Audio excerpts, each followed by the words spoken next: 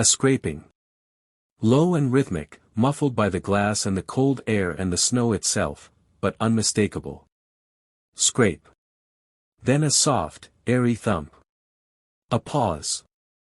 Then again. Scrape. Thump.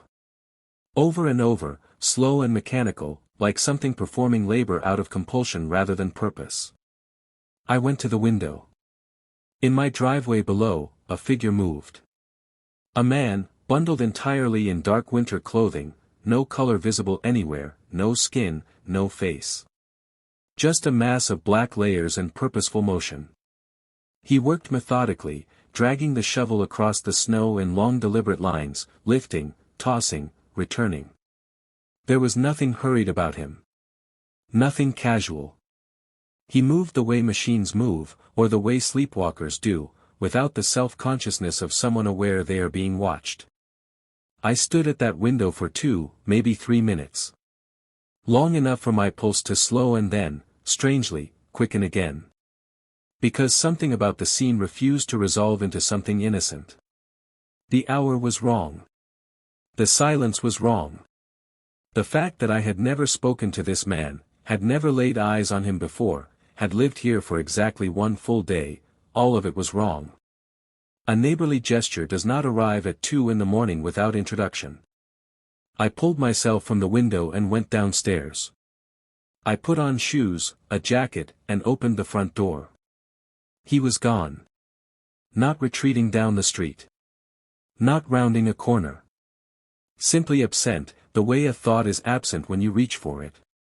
The driveway was half finished, one side scraped bare, the other still buried. The shovel marks ended mid-stroke, as if he had simply ceased to exist between the moment I turned from the window and the moment I stepped outside. Every surrounding house sat dark and still. No footprints leading away that I could see in the fresh snow. Nothing. I stood in the cold for a long time before going back inside. He came back the following night. Same hour, same slow rhythm, same dark figure working through the same methodical motions. This time I moved faster, threw on clothes the moment I heard the sound, descended the stairs 2 at a time, shoved through the front door in under a minute. He was gone again. I cannot adequately describe the particular flavor of dread that produces. It wasn't fear of threat. Not yet. It was the dread of something that should not be possible, the dread of a locked room puzzle made of flesh and snow and cold air. A man does not vanish that quickly. A man does not simply cease between a window and a door. This continued for nearly a week. By the 3rd night, I had stopped going outside to chase him. By the 5th, I had stopped fully waking. I would surface from sleep just enough to register the sound, lie there listening to it, and then drift back under with the sound still going, as though my mind had filed it somewhere between dream and waking, unsure which category it deserved. I had no idea what to do. What do you tell the police? That a man shovels your driveway for free in the middle of the night and then disappears? The absurdity of it felt like a wall between me and any kind of help. On the 6th night, the sound stopped. Not slowed. Not trailed off. Stopped, between one scrape and the next, sudden as a sentence cut short. I was already near the window before I consciously chose to move. When I looked down, the driveway was fully cleared. And nothing moved anywhere in the neighborhood. But I was absolutely certain, in the way the body is sometimes certain before the mind catches up, that he was still there. I had not heard him leave. I had heard the work stop. I ran downstairs. Coat, boots, front door wrenched open. He was on the porch. 1 foot away. Directly in front of me, standing perfectly still, the shovel held at his side like a sentry's weapon. He was tall. His beard was thick and wild and dark, hanging low on his chest. His hair was shoulder-length and wet from the cold, plastered to his temples and neck.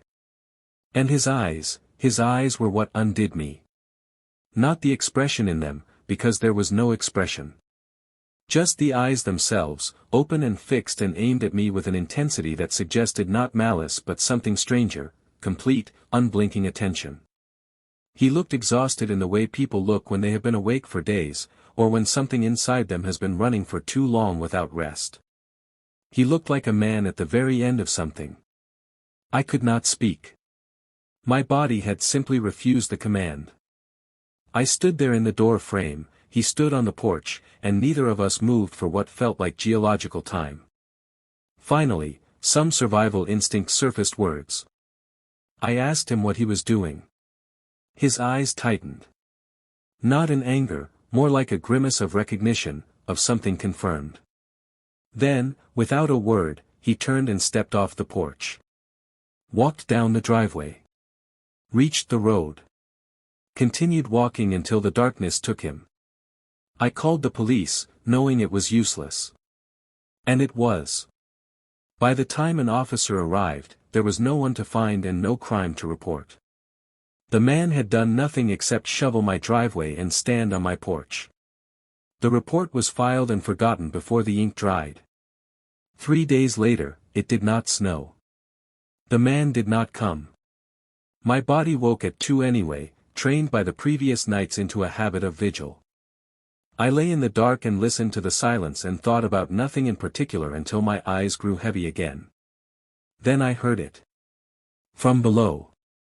I moved away a few months later. Not because of one incident but because of what the cumulative weight of those nights had done to my sense of what is safe and what merely appears to be. Some questions, I have come to understand, are not meant to resolve. They are meant to stay with you. To make you understand, in some quiet fundamental way, that there are people in the world whose logic is not your logic, and that sometimes, for reasons you will never fully know, that logic finds you.